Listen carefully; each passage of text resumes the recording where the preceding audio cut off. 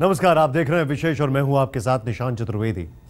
उत्तर प्रदेश विधानसभा के चुनाव 2017 में होने हैं, लेकिन बीजेपी अभी से चुनावी एजेंडा तैयार कर रही है। इस बार उसके मुद्दों की तरकश में एक नया तीर शामिल हुआ है और वो है लव जेहाद। पश्चिमी उत्तर प्रदेश में धर्मांतरण और धर्म छिपाकर शादी करने की कुछ घटनाओं को बीजेपी ने चुनावी मुद्दा बनाने की तैयारी कर ली।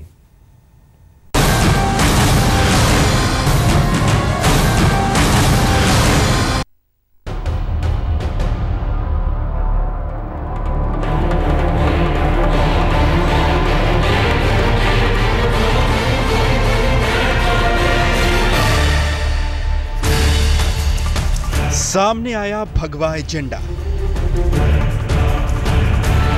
यूपी बीजेपी में संघ का एजेंडा। धर्मांतरण को बनाया मुद्दा।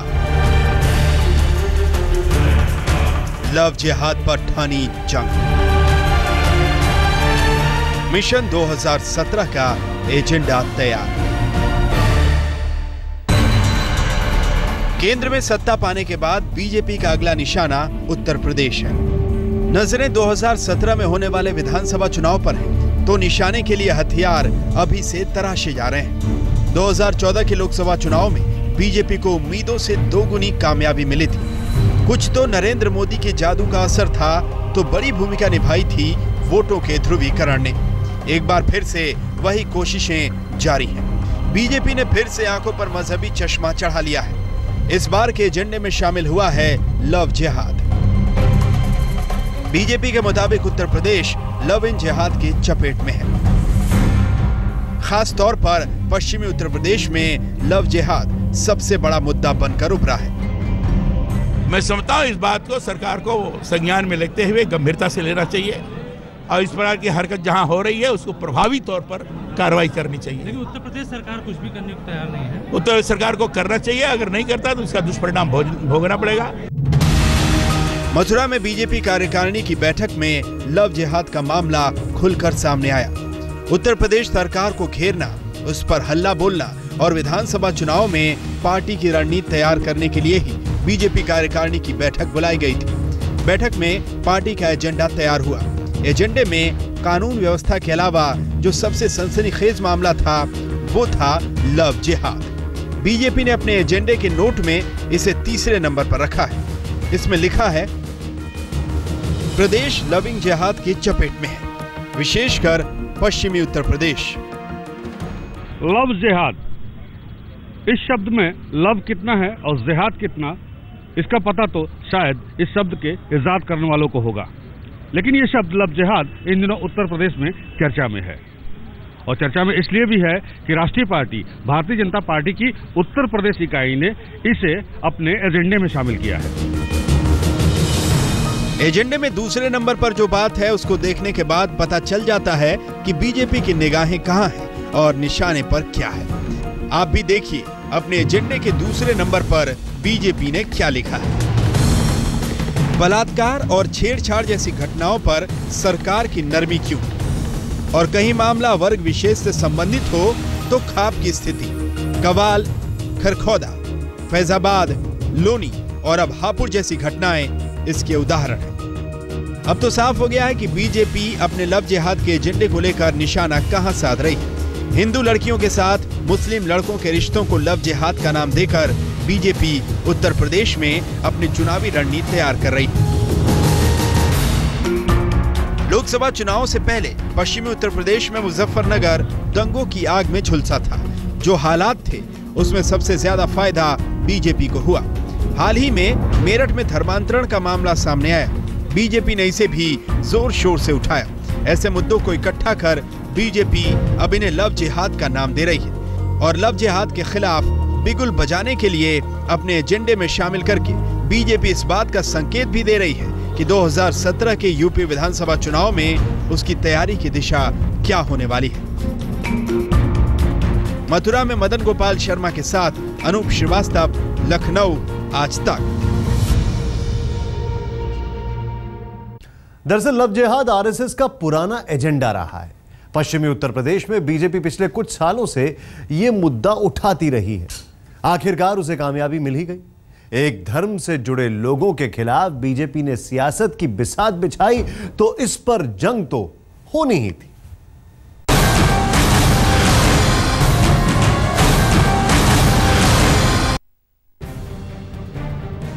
लव जिहाद आरएसएस के शब्दकोश से निकला हुआ वो शब्द जिसके इर्द गिर्द अब उत्तर प्रदेश की भावी सियासत का ताना बाना बुना जा रहा है। आरएसएस के सहयोगी संगठन धर्म जागरण मंच ने लंबे वक्त से लव जिहाद और हिंदू लड़कियों के कथित तौर पर धर्म परिवर्तन कर निकाह कराने के खिलाफ अभियान चला रखा है। यही अभियान अब जाकर यूपी बीजेपी के एजेंडे में शामिल हुआ है। अब बीजेपी इस तरह की राजनीति करेगी तो प्रतिक्रिया तो होगी ही। बीजेपी ने क्या कहा, उन्होंने तो ये भी कहा था कि हम सीमाएं सुरक्षित कर देंगे और सभी जितने फौजें हैं जाने कितने कितने पीछे चली जाएंगी। आज बताओ क्या हुआ है बीएसएफ के सामने? नक्सल में क्या शहीद हुए कि नहीं हुए? तमाम कन्नौज का, जालौन का, मऊ का और जगह उत्तर प्रदेश के उदाहरण है। तो आप सवाल उनसे करिए जिहाद पे, मोहब्बत पे या प्यार पे क्या कहना चाहते हैं। मेरठ के खरखौदा में पिछले दिनों कथित तौर पर एक हिंदू लड़की के धर्मांतरण का मामला सामने आया था। आरोप था कि मदरसे के एक हाफिज ने बलात्कार के बाद उसका धर्मांतरण करवा दिया था। इस पर खूब हंगामा हुआ, राजनीति हुई। इस घटना के बाद से एक बार फिर पश्चिम उत्तर प्रदेश में लव जिहाद के मुद्दे को हवा मिल गई है। बीजेपी अपने भगवे एजेंडे पर लौट रही है। लोकसभा चुनाव में खास तौर पर उत्तर प्रदेश में बीजेपी को ध्रुवीकरण का फायदा मिल चुका है। अब बीजेपी ने लव जिहाद का मुद्दा उछाला है तो दूसरी पार्टियां बीजेपी को घेरने में लगी हैं। लव जिहाद आरएसएस के एजेंडे में बहुत पहले ही शामिल है। पश्चिमी उत्तर प्रदेश में बीजेपी कई बार इस मसले को उठाने की कोशिश कर चुकी है। लव जिहाद की बात नई नहीं है, जड़ें काफी गहरी हैं। फर्क सिर्फ ये है कि अब यह मुद्दा सियासी भट्टी पर चढ़ गया है। लखनऊ में अनूप श्रीवास्तव के साथ आज तक ब्यूरो। बीजेपी ने पश्चिमी उत्तर प्रदेश के मामलों को लेकर लव जिहाद के खिलाफ आवाज उठाई, लेकिन लव जिहाद के खिलाफ पहली आवाज दक्षिण से उठी थी। केरल और कर्नाटक में बढ़ते धर्म परिवर्तन के मामलों ने हिंदुत्ववादी संगठनों को चौकन्ना कर दिया था। आवाज उठी, जांच हुई, कई चौंकाने वाले आंकड़े भी सामने आए।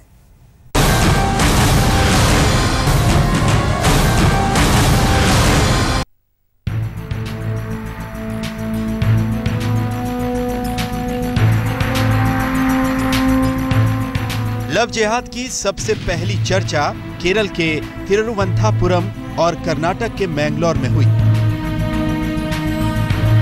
केरल कैथोलिक बिशप काउंसिल के मुताबिक केरल में 4500 ईसाई लड़कियों को मुस्लिम लड़कों ने बहलाकर उनका धर्म परिवर्तन कर दिया।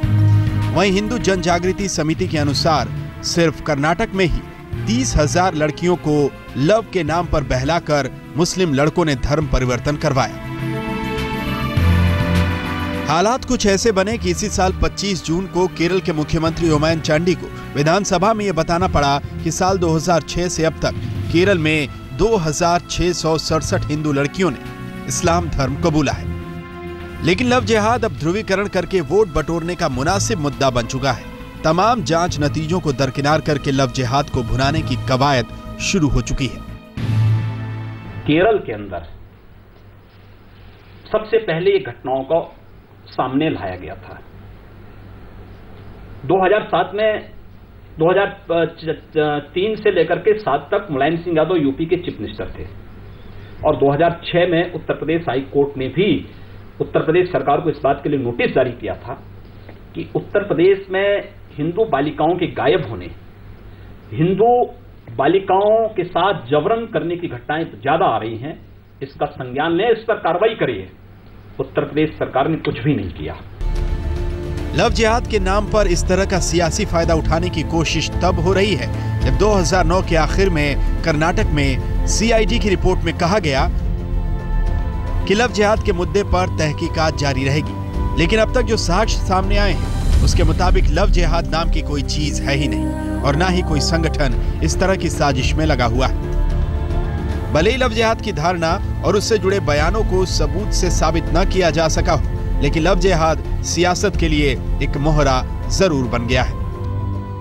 आप मानते हैं कि लव जिहाद की साजिश चल रही है कि हुई कि नहीं हुई, उस पर विचार होगी ना। जो संबंधित लोग, जैसा मैंने कहा केरला में एक परिस्थिति उत्पन्न हुई, वहां स्वयं डीजीपी को आगे आकर कुछ बातें कहना पड़ा, हुआ है, पर बाद में चीज ठीक भी हो सकती है। वहां के स्थितियों में कुछ वहां के जनप्रतिनिधि कुछ बात कहता है तो उसके बारे में हम सोचेंगे। अब इसे इश्क के नाम पर सियासत कहें या नेताओं का सियासत से इश्क, फिलहाल सियासी ताकतें ऐसे किसी मुद्दे को हाथ से जाने नहीं देना चाहती जिनको चुनाव में भुनाया जा सके। आज तक ब्यूरो। अब प्यार में धोखेबाजी के किस्से भी क्या मजहबी चश्मे से देखे जाएंगे? रांची की एक मशहूर निशानेबाज लड़की की शादी हुई। शादी के काफी समय के बाद में पता चला कि जिससे शादी हुई वो हिंदू नहीं, मुस्लिम है। प्यार में उसे धोखा मिला, भरोसा टूटा। लेकिन क्या इसे लव जिहाद कहना मुनासिब होगा?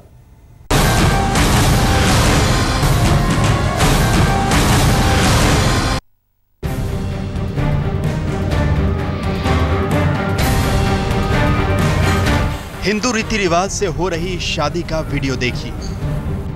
ये वीडियो अंतर्राष्ट्रीय शूटर तारा शहदेव का है, जिनकी शादी रंजीत सिंह के साथ आलीशान होटल में हुई थी। लेकिन महीने भर बाद जो सच पता चला, उसके सामने आते ही तारा के पैरों तले जमीन खिसक गई, क्योंकि तारा को पता चल गया कि रंजीत सिंह का असली नाम रकीबुल हसन है। वो इंसान जो दिखता है वो नहीं है, क्योंकि रंजीत सिंह जो जैसा नाम है रंजीत सिंह कोहली, उसके नाम के लिए सिर्फ वो CMD है उस कंपनी का, लेकिन रकीबुल खान का काम कुछ और है। तारा शहदेव की शादी पिछले 7 जुलाई को हुई थी। इसके बाद उसके घर झारखंड के एक मंत्री के यहाँ से इफ्तार पार्टी का न्योता मिला, जिसके बाद उसकी हकीकत खुल गई, क्योंकि न्योता रंजीत सिंह नहीं रकीबुल के नाम से था। तारा का आरोप है कि रकीबुल ने उस पर धर्म परिवर्तन के लिए दबाव डाला, जुल्म ढाए। स्टार्टिंग से ही सबसे दूर करने लग गए, वो लोग काटने लग गए, किसी से मिलने नहीं दिया जाता था, बात करने नहीं दिया जाता था, खाना खाने नहीं देते थे। पहले तो धीरे धीरे थोड़ा थोड़ा खाना कम किए, फिर बोले कि अगर तुम चाहती हो कि मिले तो और मतलब जल्दी से जल्दी ये धर्म परिवर्तन करो और बोलो कि हम तुम्हारा नाम सारा, कबूल करो कि तुम हिंदू धर्म को धुतकारती हो और मुस्लिम धर्म को स्वीकार कर रही हो। फिर सोने नहीं दिया जाता था, बोलते थे कुत्ता से कटवाएंगे अगर तुम नहीं करोगी। बहरहाल इस मामले की रिपोर्ट थाने में हो चुकी है। रंजीत कुमार कोहली उर्फ रकीबुल परिवार के साथ फरार है। पुलिस भी इस मामले में ज्यादा कुछ बोल नहीं पा रही। तारा शहदेव नाम है उसका। उसके बयान पर हिंदपीढ़ी थाना में कांड दर्ज हुआ है। पति पर आरोप लगाई है कि वो प्रताड़ित कर रहा था, मारपीट कर रहा था। उसी के संबंध में FIR हुआ है। हम लोग अभी उसका जांच पड़ताल कर रहे हैं। अब रांची के हिंदू संगठन इस मामले को लव जिहाद का मामला बनाने में लगे हैं। एक तारा शहदेव का यह अकेला मामला नहीं है। देश में शादी और धोखेबाजी के ऐसे तमाम मामले सामने आए हैं जो कहीं न कहीं से रिश्तों में धोखेबाजी के मामले हैं, लेकिन बीजेपी और RSS से जुड़े संगठन इसे लव जिहाद का नाम दे रहे हैं। धर्मवीर सिन्हा, रांची, आज तक।